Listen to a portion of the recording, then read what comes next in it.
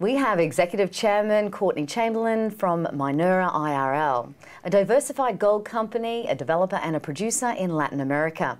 Courtney, could you just explain to us what the portfolio is for Minera IRL? Yes, thanks, Sandra. We've got one operating gold mine. It's been in production about 2.5 years. That provides the cash flow for the company. We've got two pre-development projects, one in pre-feasibility and one in feasibility. And we have a big portfolio, exploration portfolio. Okay, so what are your key objectives for your resource and the growth for production? Our key objectives are to build a mining company.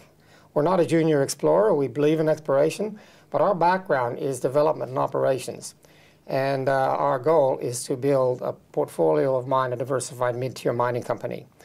We had a very good start with Collahuasi, and that provides a cash flow going forward, but it's got to be underpinned by a resource base. And in the last year and a half, we've taken our resource base from 100,000 ounces to over 2 million ounces. This year, in particular, we've done a lot of infill drilling, so it's a very high-quality resource base. Our market cap per ounce in resource is only $80 an ounce. So we have a lot of upside potential on unlocking value. Now, you've been producing gold in Collahuasi since March 2008. Could you explain how you're able to move that project into production? Yes, that project we sourced in 2002. At that stage, it was undrilled. It's situated in a fairly remote part of Peru at 5,000 meters above sea level, so there's not a lot of oxygen for us gringos up there. But we took it through 3 stages of exploration and drilling. We did a feasibility study on it. We did the permitting, and that was the basis for raising money on the IPO in London. We used that money to build the mine. We brought it in on time, on budget, and we made a return on capital in just 7 months.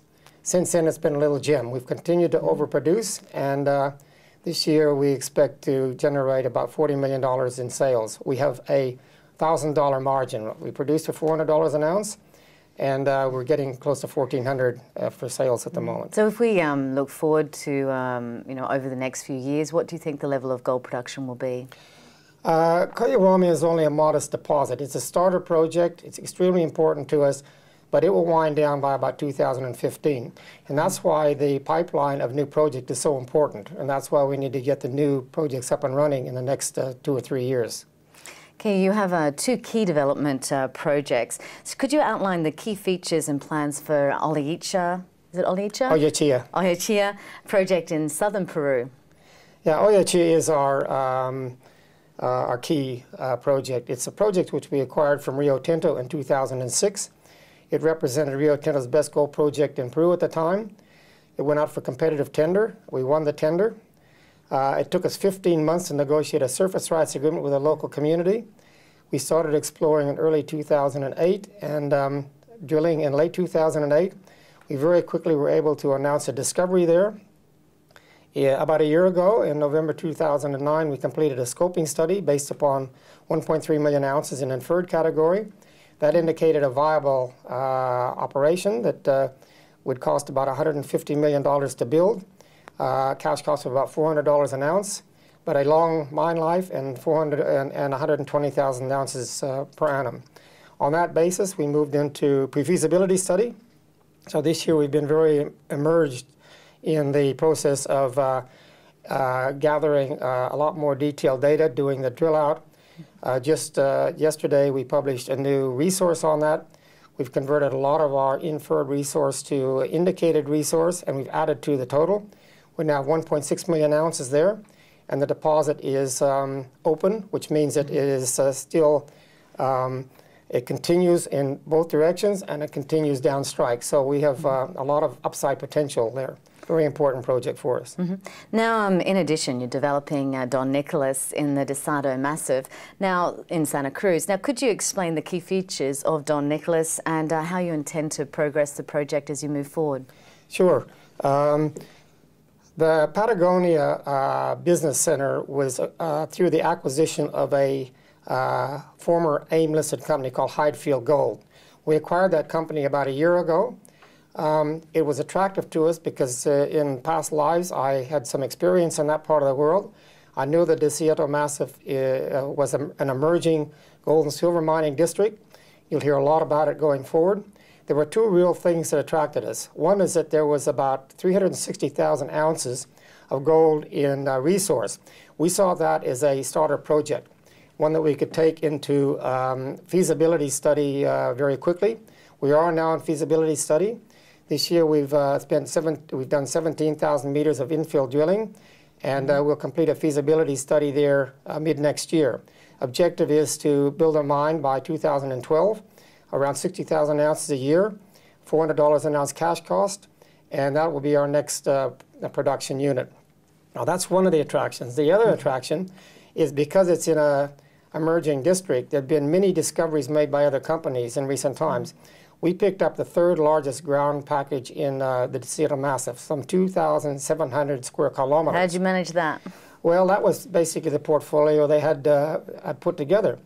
And being a junior company, they didn't apply a huge amount of funds to exploration because they couldn't afford it.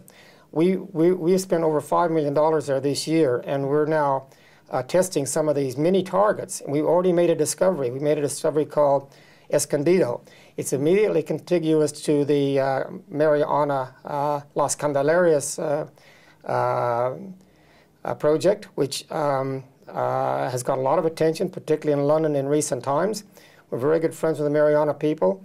We have put 11 holes into that adjacent ground that's on our property. 10 of the 11 holes are mineralized with gold. We have intersections similar to what Mariana have, clearly as part of the same deposit. And so we're currently putting some meat in the bones on that one. We're also testing other exploration projects. And we're going to increase our exploration budget to $4 million next year. Yeah, talking about exploration, you know, alongside the production and development you've got exploration, is it in Peru, Argentina and Chile? Well, the Chile project we've wound down. We like Chile, but we're not exploring in Chile at the moment. But certainly we're putting, our budget for next year is $10 million in exploration. A lot of money for a small company like ourselves. $4 million will go into Oyachilla, $4 million into the Desierto Massif, and $2 million into two other projects in Peru, which we're pretty excited about. Mm-hmm. Now, what news flow could investors expect over the next 6 months? Well, there's quite a lot happening, actually. We put out an update on the resource at Oyachilla yesterday. We'll put out an update on the resource in Argentina toward the end of January, early February. We have exploration news that will progressively come out from some of our exploration drilling. We are scheduling the completion of the Oyachilla pre-feasibility study in around May. The Don Nicolas Argentina feasibility study in June, July. And we will also be announcing the commencement of an exploration tunnel at Oyachilla once we've got the pre-feasibility study done there. Okay. Now, as a producer and developer, do you still see a need for Minera IRL to also be an explorer? I think that's a very important part of the business plan. I personally don't believe you can buy a good deposit. If you could, you couldn't afford it. So if you really want a world-class deposit or a really good quality deposit, you have to find it. Now, that's the high-risk end of the business. We have a team of some 30 geoscientists working on it. When I say high risk, by way of example, in the last 8 or 9 years, we've had about 50 projects on our books. We've made 3 discoveries. Now, by industry standards, that's a very good track record. And in our exploration portfolio, we look for good quality projects. We look for things that have got a better than even chance of success, maybe a more advanced project. And then we drill holes.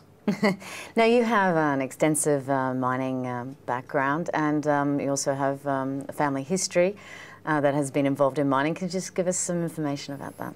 Yeah, I do. I grew up in a mining family and bounced around from one mining, we call them mining camps in those days, and some of them were, mining towns to another in western United States, South Africa, and I then went to University in Idaho. After that, I went back to Africa for 7 years and worked in Namibia, and then got involved with a project in Australia, development and management. And I served 13 years on the board of Newmont Australia and then Newcrest Mining before we started our consultancy, Investor Resources Limited, which is the IRL in Minera IRL.